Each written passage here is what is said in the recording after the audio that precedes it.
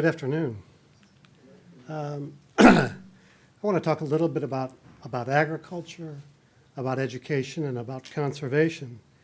And I dare say that most people at the summit, I hope not, but perhaps most people at the summit think that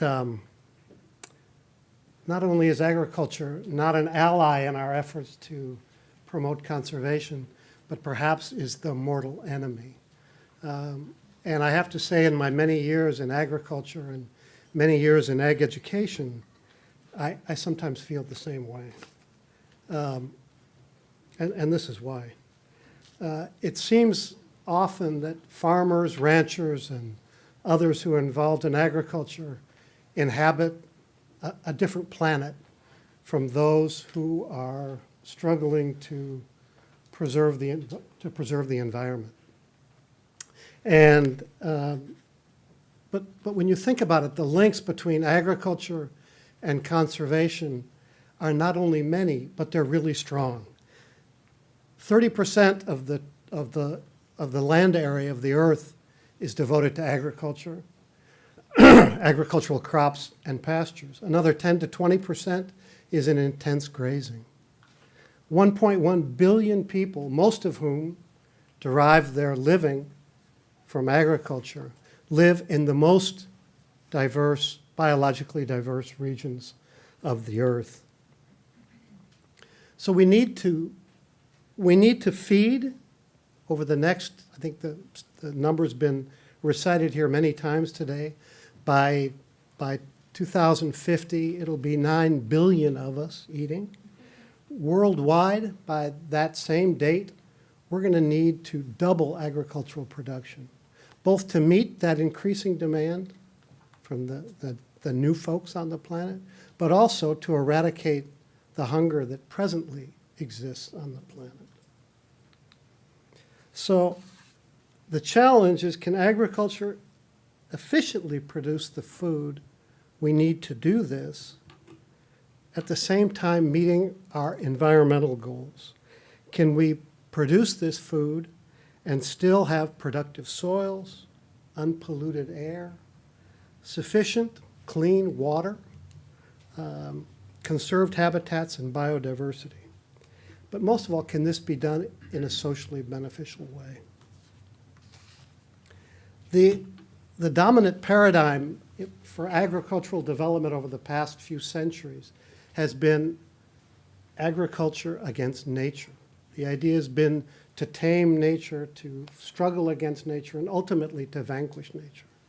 And when you look at the development of particularly fossil fuel-based agriculture, it seems that agriculture won, and in fact has vanquished nature.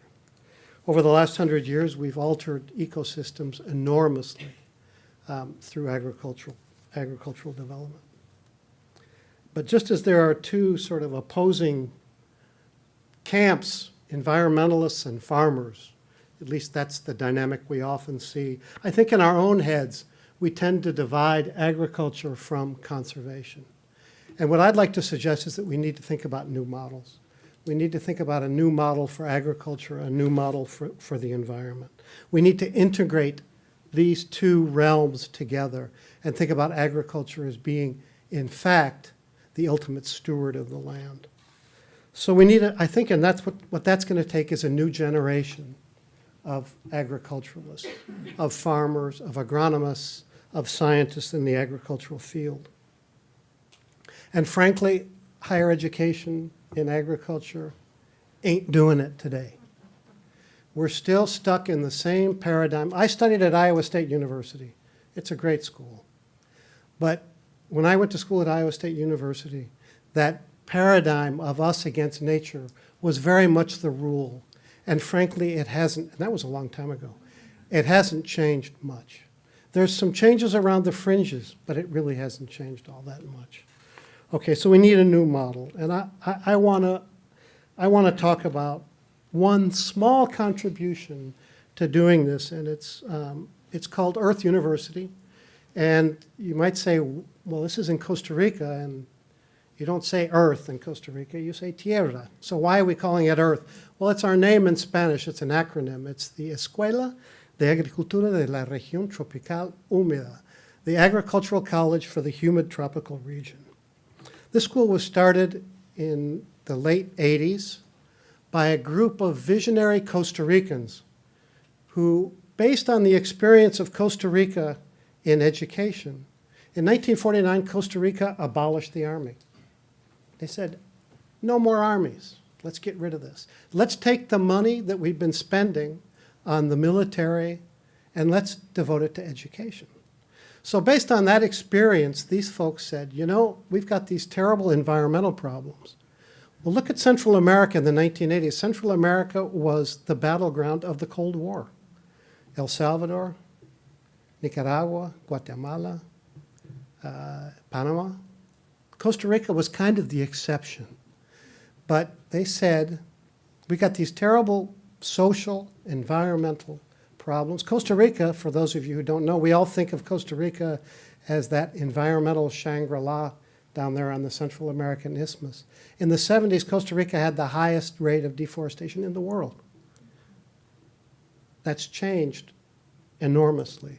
Anyway, this group of really visionary people said, why don't we create a new institution that's going to look at agriculture in a different way, that's going to look at agriculture through a lens of the environment and through a lens of human well-being.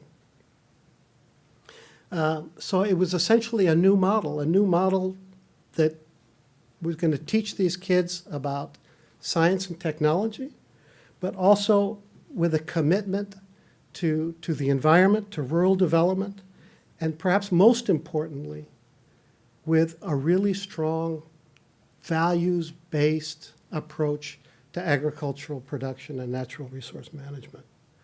So the pedagogy that was designed for this institution is highly experiential and also extremely active participation on the part of students, which others have alluded to, the importance. Let's get them out of the classroom. Let's get them in the field. Let's get them doing things, and let's get them working on real problems, not some made-up case study somewhere. Let's do it real problems. I don't know if any of you shop at Whole Foods, but if you do, you can buy earth bananas. Last year we exported in 2016 1 million boxes of bananas. And this is an important source of income to help provide scholarships for students. But more than that, it's a real world case of how do you produce a crop that's been, quite frankly, a miserable addition to the rural economy and to the environment of Central America. How do you produce it in a more sustainable way? So that's an example of real world problems there. Earth's model is transformative. It requires students to challenge their beliefs. It requires that students make that transition from learning based on rote memorization, which is the case in most parts of Latin America and Africa today, not to mention other parts of the world. It requires students to begin learning based on discovery and active participation as opposed to just reading a book or listening to a lecture. But at the same time, students are working in communities. They spend one full day every week working with a small farmer on a local farm. They work with community organizations to develop economic activities in the community. Students, with their peers, develop enterprises on the university campus. We lend them money. They develop businesses. They sell their products. They make a profit, ideally. But perhaps they lose money, but that's also a learning experience. But we're challenging them to think of themselves not necessarily just as agronomists, but as rural entrepreneurs, as leaders, as stewards of the environment and of the communities in which they live. Well, 27 years later, we now have 2,300 graduates around the world. We currently have 430 students from 43 different countries. practically every country in Latin America, in South America and Central America, except Guyana and Suriname, from the Caribbean, and from 16 African countries. Most of these students come from economically disadvantaged communities and from economically disadvantaged families. Fully 80% of them are on full scholarships at the university. So these are kids who otherwise would not have had an opportunity to study at the university level. Many graduates are currently building careers at the intersection of conservation and agricultural production. And I just want to really quickly introduce 3 of them. This fellow here, Juan Carlos Ramirez, is from Honduras. His dream was to follow his father's footsteps and be a small farmer in Honduras. But based on his experience in Costa Rica, where he saw a country where 25% of the land is under protection, national parks, reserves, etc., he went back to Honduras and has spent the past 19 years developing the same sorts of programs that he saw in Costa Rica, working in the government and working in NGOs. He's worked in the Rio Plátano biosphere. He's now monitoring 65 different micro cuencas, small drainages, watersheds, thank you, in the dry lands of Honduras. This woman, Feni Omondi, is actually still a student. But before she came to Earth, she started with her family an organization to work with female farmers, with women farmers in her village in Kenya to promote agroforestry. And since she's come to Earth, the organization has tripled the number of women with whom they're working. And she, as a remote member of this organization, provides video conferences on enterprise development and climate-smart agriculture. She's an incredible young lady. And finally, this fellow, Norvin Goff, was the first member of his ethnicity. He's a Mosquito from Honduras, a Mosquito member of the indigenous, and the first one in his, it's not a village, it's actually a larger town, to go to the university. And Norvin, when he returned to Honduras, became president of an organization called Masta Mosquito, and they led a successful effort to title fully 11% of the land area of Honduras in 12 regional mosquito councils. And in doing so, now have the legal basis to prevent encroachment from colonists from other parts of Honduras, as well as timber companies. Now, the mosquito area of Honduras is a land of incredible contrast. It's the richest biodiversity and the poorest people. And it's also now full of the drug cartels.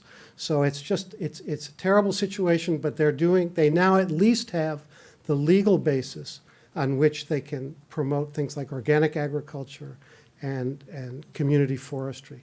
My time's over. If you're ever in Costa Rica, Earth University, come visit. We'd love to have you come. Thanks.